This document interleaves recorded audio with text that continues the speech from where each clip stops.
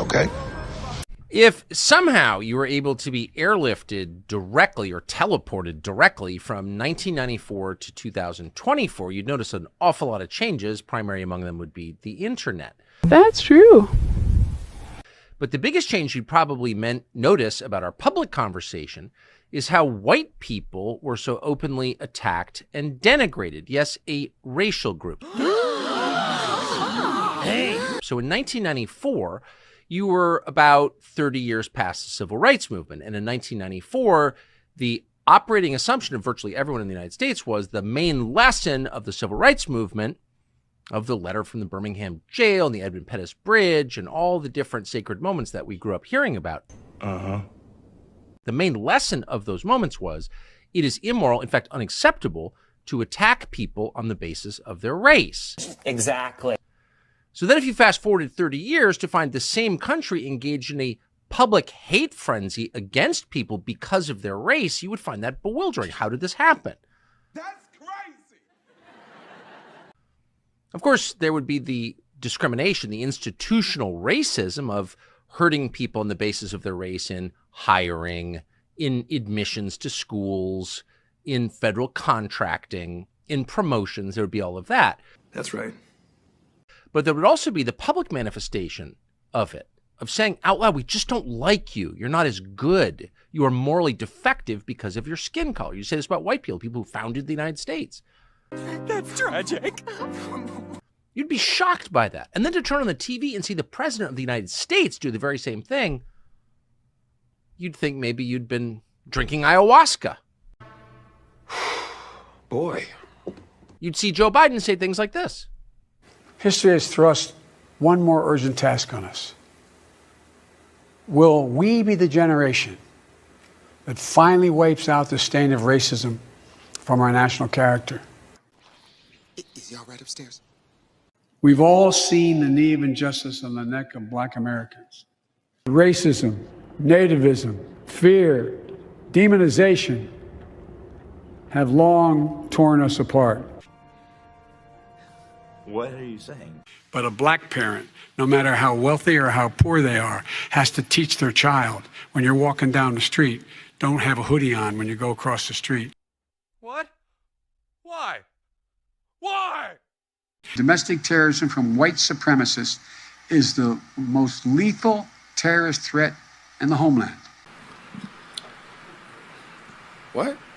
If I were your daughter, what advice would you give me the next time I am stopped by the police? If you were my daughter, you'd be a Caucasian girl and you wouldn't be pulled over. Really? That's what we've come to? It's pretty damn sad. White supremacy is the most lethal threat to the United States. White people are the threat. They are evil and they are dangerous. That's not just a senile president making that one statement. That is the people in charge of the country reinforcing that statement and that theme every single day of the year, not just by their words, but with their deeds. That's really sad. What is this? Why does no one mention it's happening? Why does anyone who does mention it's happening get attacked as a white supremacist for complaining about racism? And maybe more important, where does it go? Is there any other ending to the story but hurting people physically? Lots of people. Could we have a resolution that doesn't look like Rwanda? I guess. Jeremy Carl is an author who's thought a lot about this. He's got a brand new book called The Unprotected Class, How Anti-White Racism is Tearing America Apart. He joins us now. Jeremy, thanks so much for coming on. Thanks so much for having me, It may Tucker. be an advantage or maybe a disadvantage of being a little bit older that this is like the one thing you never thought, or I never thought you would see in America, which is our leaders openly attacking people on the basis of their race just 60 years after the Civil Rights Movement that supposedly taught us the opposite lesson in the Civil Rights Act. So how did this happen, do you think? And here we go. Well, it's an interesting question, right? And I think you just hit on a key point, which is 60 years. We are as far now from the Civil Rights Act as they were basically from the Wright brothers. That's right. So there's been a lot of time that's kind of got a lot of water under the bridge since that time. And a lot of things have happened. And I think it was begun with very sincere intentions. Really? But I think rather quickly, certainly 10, 20, 30 years down the line, it got really hijacked to the point that we went from trying to treat people equally to what has eventually amounted to reverse racism. Yeah, you're right. That's true. Right. Or just, I guess I would just call it racism, because it seems like the standard would remain the same no matter the race of the person being discriminated against. You can't attack people. You can't punish people for the color of their skin, for how they were born. You're right. So like that seems like a pretty easy principle to uphold. It's pretty straightforward. Well, I would agree with you, Tucker, but it's, nonetheless, we're really seeing throughout, and this is what I really wrote the book about. Really? Throughout many different areas of endeavor, and whether that be when we're looking at how crime gets talked about, to what's going on in Hollywood, to the educational system and monuments coming down. Just keep going.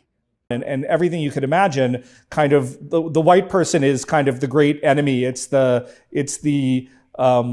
kind of the evil guy in 1984, the kind of 2 minutes of hate we have to have against him. The Emmanuel Goldstein figure kind of is the white person in particularly the Democratic Party's discourse today.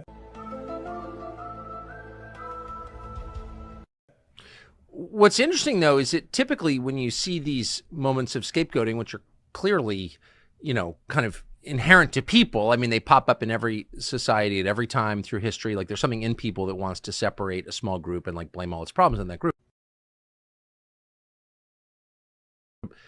But it's usually it's the minority, of course, the persecuted minority. Whites are still, for at least as of today, probably change soon, of course, but they're still the majority in the country. So, like, have you ever seen anything like that happen? Hey, y'all, come look at this. I haven't, Tucker. It's kind of amazing to watch, because whites are still a 58% majority. It's no longer a majority of the under 18, but of adults, it's still a solid majority. Okay. It's a supermajority of our voters still in every presidential election, although just barely in the last presidential election. And yet they've become this figure of hate. That's really sad. And it's really been kind of fascinating and disturbing to watch and to kind of think about why that happened. And one of the things I suggest in my book is that really ultimately this is a legitimizing ideology for ultimately resource transfer and resource confiscation. And that takes the form of some of this reparations conversation or land back or some of these other things. And they sort of start out on the extreme left, and everybody goes, oh, well, that's silly. That's never going to happen. Really? And then all of a sudden, it is happening, and you're a racist if you think it's a bad idea. Okay.